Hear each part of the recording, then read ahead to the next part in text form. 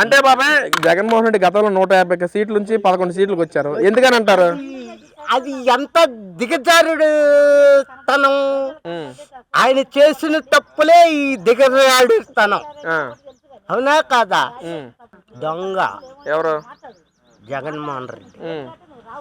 మరి ఈ విధంగా జగన్మోహన్ రెడ్డి ఈ విధంగా మాట్లాడుతున్నారు, రేపు పొద్దున గెలిచాక మీ పరిస్థితి ఏంటి? జగన్మోహన్ రెడ్డి చంపేస్తే చంపేనండి, ఏమవుద్ది? నాకేమన్నా వచ్చే ఉంటే ఏమన్నా తీసేస్తాడా? తీసేస్తారు అట్లాగే తీసేయండి.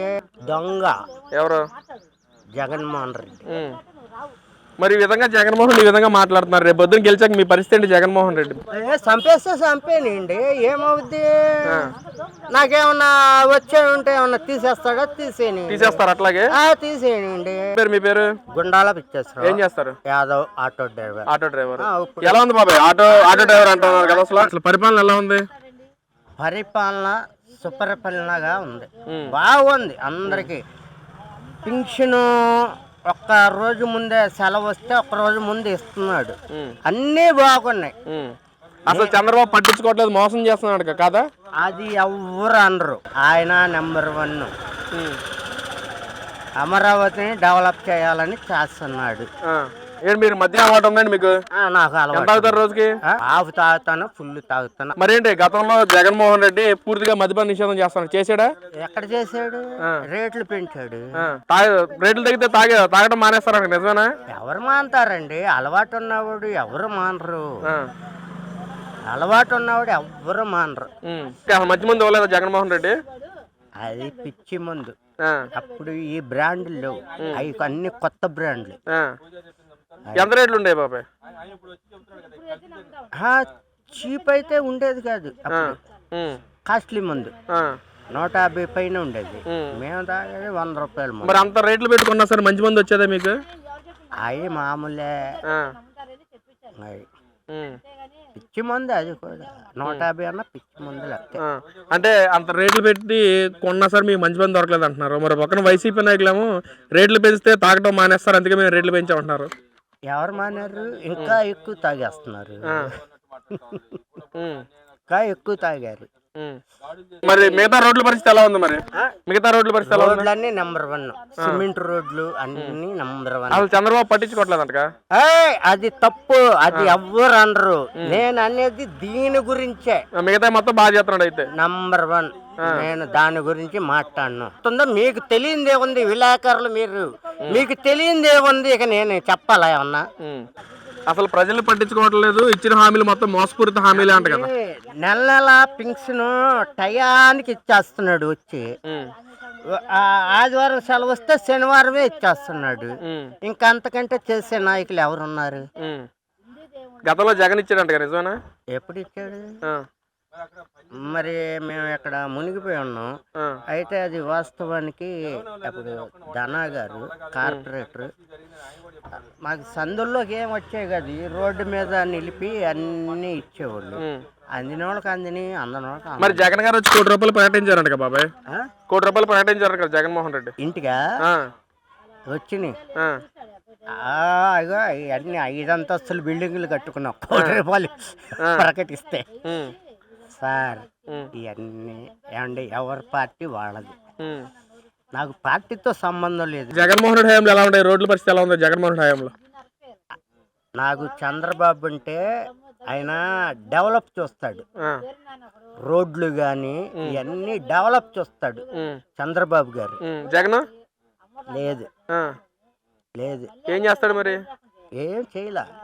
మరి జగన్మోహన్ రెడ్డి పాదయాత్ర చేస్తారంట, సామాన్యులు గెలిపిస్తారా? మళ్ళీ మీరు గెలిపిస్తారా జగన్మోహన్ రెడ్డిని?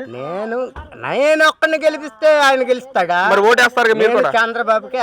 ఎందుకు చంద్రబాబుకి ఎందుకు వేస్తారు ఓటు? నా ఇష్టం, ఆయనకి నాకు ప్రాణం. ప్రాణమా? రామారావు ఉన్నప్పటి నుండి నాకు పార్టీ ఇష్టం అంతే.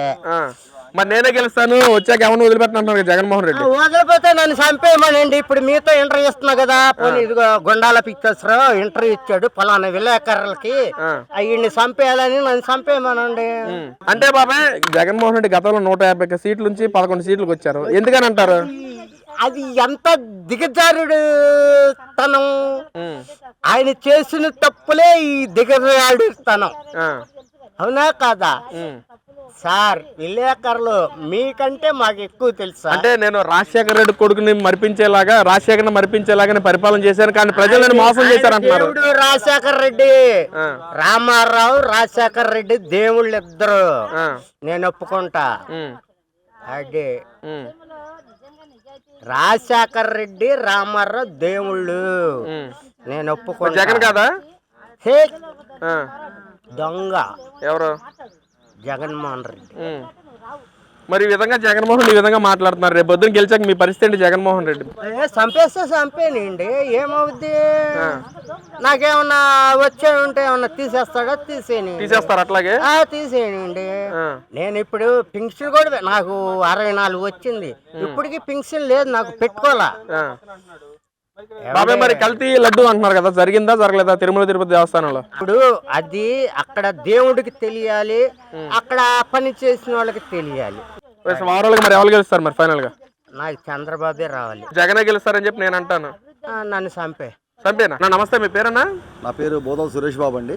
అన్న ఏంటి, ఏం చేస్తారు? నేను ఈవెంట్ మేనేజర్ అండి. Event manager, okay. Event manager అంటా ఉన్నారు, మరి మన రాష్ట్రం కూడా నలుమూలలో తిరుగుతూ ఉంటారు. అవును. మరి మీతో నడిచేవాళ్ళు కానీ మీ పక్కన ఉండేవాళ్ళు కానీ అసలు ఏం చెప్తున్నారండి ఈ ప్రభుత్వం గురించి? అసలు ఎలా ఉంది ఈ 19 నెలల కాలంలో? చంద్రబాబు వచ్చాక ఏం డెవలప్మెంట్ అవుతుందని చెప్పు ఉంటారు కదా, అసలు మీరు ఏమైనా గమనించారా డెవలప్మెంట్ గురించి? డెవలప్మెంట్ గురించి గమనించామంటే చాలా డెవలప్మెంట్ అయిందండి. అప్పటికి ఇప్పటికి జగన్ ప్రభుత్వానికి మా చంద్రబాబు నాయుడు గారి కూటమి ప్రభుత్వానికి చాలా వేరియేషన్ ఉంది. జనాలు కూడా చాలా సంతోషంగా ఉన్నారు ఇప్పుడైతే, నాకు తెలిసి. ఎందుకంటారు, జగన్మోహన్ రెడ్డి గారు ఉన్న కాలంలో సామాన్యుడికి పని అనేది లేదు. కూలి చేసుకునే దగ్గర నుంచి ఉద్యోగాలు చేసుకునేవాడికి కూడా చాలా ఇబ్బందికరంగా ఉంది పరిస్థితి. ఇప్పుడు ప్రశాంతంగా హ్యాపీగా బతుకుతున్నారు. వచ్చిన డబ్బులతో 500 సంపాదించుకున్నా, 1000 రూపాయలు సంపాదించుకున్నా సరిపడా సరుకులు, నిత్యం సరుకులు తక్కువలో ఉన్నాయి, అన్నీ అందుబాటులో ఉన్నాయి కాబట్టి హ్యాపీగా బతుకుతున్నారు. అంటే పక్కన వైసీపీ నాయకులందరూ మాట్లాడుతున్నారు, ఈ 19 నెలల కాలంలోనే చంద్రబాబు వచ్చాక రాష్ట్రం మొత్తం సన్యాసం చేశాడు, అసలు జగన్మోహన్ రెడ్డి ఉంటే బాగుండేది అని చెప్పి ప్రజలు కూడా అనుకుంటున్నారంటాను. నిజమేనా? జగన్మోహన్ రెడ్డి గారు అనేది ఇప్పుడు ఉంటే మనం మూటాములు చదువుకొని నాకు తెలిసి ఏదో పక్క దేశాలకు వెళ్ళిపోతుంది, తెలంగాణ లేదా అటు సైడ్ ఇటు సైడ్. ఎందుకని ఆ విధంగా? ఎందుకంటే మా ప్రజలు చూసిందే, మనం చెప్పేదేం కాదు, ఎవరిని అడిగినా చెప్తారు. జగన్ ఉన్నప్పుడు ఇసుక దగ్గర నుంచి, కూలోడి దగ్గర నుంచి ఎవడు కూడా సంతోషమే లేదు. ఇసుక ఏం లేదు, రేట్లు ఎక్కువ, నిత్య సరుకులు రేట్లు ఎక్కువ, అన్ని రేట్లు ఎక్కువ తక్కువ తెలియదు. ఇప్పుడు వచ్చిన 500 1000 రూపాయలు ప్రజల్లో చక్కగా హ్యాపీగా తెచ్చుకుంటున్నారు. అన్ని నిత్య సరుకులు తక్కువ ధరలో దొరుకుతున్నాయి, అన్ని అందుబాటులో దొరుకుతున్నాయి, అంతా హ్యాపీగా ఉన్నారు ఇప్పుడైతే. అంటే ఏదైతే తిరుమల తిరుపతి దేవస్థానం గురించి కూడా వైసీపీ నాయకులందరూ మాట్లాడుతున్నారు, అసలు కల్తీయే జరగలేదని చెప్పి. ఒక పక్కన సిట్టిన విచారణలోనేమో కల్తీ జరిగింది, అసలు నెయ్యే కలపలేదని చెప్పి విచారణలో తెలియదు. అసలు ఎలా చూడొచ్చు అన్న? ప్రభుత్వం అనేది నా సొంతం నీ సొంతం కాదండి. ఇవాళ వాళ్ళు ఉంటారు, రేపు మనం ఉంటాం, అది కాదు. మనం దాన్ని ఎంక్వైరీకి పంపించినప్పుడు అది కల్తీ అని చెప్పారు. మనం చంద్రబాబు నాయుడు చెప్తే చేయలా, లేదంటే పవన్ కళ్యాణ్ చెప్తే చేయలా. అక్కడ ఏది ఉందో జనాలకు తెలియపరిస్థితులు అదే చేశారు. కల్తీ ఉంది కాబట్టి కల్తీ అని చెప్పారు సార్, లేదంటే అసలు లేదని చెప్తారుగా. దాంట్లో మనం మాయ చేయాల్సిన అవసరం లేదు కదా. ఇటు పక్కనే చంద్రబాబు తన స్వలాభం కోసం, రాజకీయ స్వలాభం కోసం ఇలా చేస్తున్నాడు, అసలు కల్తీయే జరగలేదు, ఎవరైతే ప్రభుత్వాన్ని విమర్శిస్తున్నారో వాళ్ళనే టార్గెట్ చేసి అరెస్ట్ చేసి పెడుతున్నాడు చంద్రబాబు అంటున్నారు. అదంతా ఉత్తమాట సార్. అది ఇప్పుడు లడ్డు తిన్న వాళ్ళే చెప్పారు కల్తీ ఉందని, వాళ్ళ టెస్ట్కి పంపించారు, కల్తీ ఉందని తెలిసింది. దాన్ని ఇంకెవరో మాయ చేసి మోసం చేయలేరు ఎవరో దాన్ని. అది అంటే ఏంటి వైసీపీ నాయకులు స్టాండ్ తీసుకుని, అంటే ఇంకో సంవత్సరాల కాలంలో జగన్మోహన్ రెడ్డి గారు పాదయాత్ర చేస్తారు, అసలు విజయడంగా ముగిస్తారు అంటున్నారు. ఒక సామాన్యుడిగా మీరేం చెప్తారండి? మరి చంద్రబాబు నాయుడు గారు గెలిచినప్పటి నుంచి, ఏది ప్రమాణ స్వీకారం చేసిన తర్వాత నుంచి మన జగన్మోహన్ రెడ్డి గారు చెప్పారు పాదయాత్ర చేస్తానని. ఇంత మట్టుకు అనేది దాని ఊసు లేదు, దాని పేరు లేదు. మళ్ళీ చెప్పారు మనం చేస్తానని, చేసినప్పుడు చూద్దాం. నాకు తెలిసి అయితే మరి ఇంక ఎలక్షన్కి ఒక 6 నెలలో సంవత్సరం తర్వాత మళ్ళీ మొదలు పెడతారు, అంతే. అంతకుమించి ఇప్పుడైతే ఏముండదు నాకు తెలిసి. అది అంటే వైసీపీ నాయకులు ఇప్పుడు అధికారంలో లేకపోయినా సరే ప్రజల్ని భయభ్రాంతులకు గురి చేసేలాగా, మేము వస్తే రప్ప కోస్తాం, అసలు ఒక్కొక్కరు సినిమా చూపిస్తాము, ఎక్కడున్నా సరే తీసుకొచ్చి బట్టలు తీసుకొని నుంచో పెడతామని చెప్పి అంటున్నారు.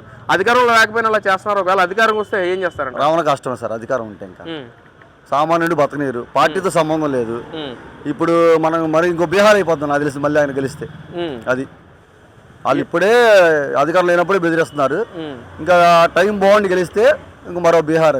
అది ఎందుకనన్నా జగన్మోహన్ రెడ్డి గారి పేరు ఎత్తంగానే అసలు మీరు అసలు బీహార్ అయిపోద్ది, అసలు జగన్మోహన్ రెడ్డి గెలవరు అని చెప్పి అంత విధంగా మాట్లాడుతున్నారు, ఎందుకని అంటారు? చేసిన పనులు అలా ఉన్నాయండి. వాళ్ళు ప్రజల్లో భయభక్తులు చేసి భయాలను ఆందోళన గురి చేస్తున్నారు ప్రజల్ని వీళ్ళంతా. ఇప్పుడు మంచిగా గెలుచుకోవాలి, ఎవరినైనా మంచిగా రాబట్టుకో, అది లేదు ఇల్లు. ఉమ్. వీళ్ళు ఏంటంటే అంతసేపటికి భయపెడతాం, మా వాడు వస్తే రాజ్యాంగం అంటే రాజ్యాంగం వచ్చింది, రాజ్యాంగం అని ఏదో రకరకాల మాట్లాడుతున్నారు వాళ్ళు. జనాలు ఏంటంటే భయపడిపోతున్నారు. జనాలు అనేది మళ్ళీ నాకు తెలిసి కూటమి ప్రభుత్వాన్ని గెలిపిస్తారని నేను మరీ చెప్తున్నా. అంటే ఎందుకని కూటమి ప్రభుత్వాన్ని గెలిపిస్తారు? అసలు కూటమి ప్రభుత్వం అసలు ఏం చేస్తున్నారు మళ్ళీ కూటమి ప్రభుత్వాన్ని కోరుకుంటున్నారు మీరు? కూటమి ప్రభుత్వం వచ్చిన తర్వాత సార్ ఎన్నో కంపెనీలు మన ఆంధ్రాకి వచ్చినాయి. గూగుల్ సంస్థ మనకు వచ్చింది, అలాగే ఇంకా బోల్డ్ సంస్థలు మనకు వస్తున్నాయి. లోకేష్ బాబు గారు మన దావూద్ వెళ్ళి మనకి కంపెనీలు మాట్లాడారు. త్వరలో కంపెనీలు కూడా పెడతారు, నిరుద్యోగులకు ఉద్యోగాలు వస్తాయి. నాకు తెలిసి ఆంధ్రప్రదేశ్ చాలా సంతోషంగా ఇంకా హ్యాపీగా ఉంటుంది సార్. వైసీపీ నాయకులు ఎప్పుడు ఎక్కడ వచ్చింది సార్? ఎక్కడ రాలేదు కదా. ఏమొచ్చి చెప్పండి, మీరు చెప్పండి. ఏమీ లేదు. మరి చెప్తున్నారు కదా ఎన్నో కంపెనీస్ తీసుకొచ్చావు, ఎంఓయూలు కూడా చేసుకున్నావు. లేదు సార్, ఏమి లేదు సార్. వాళ్ళు చెప్పుకుంటా తప్పితే చేతల్లో అయితే ఏం లేదు సార్.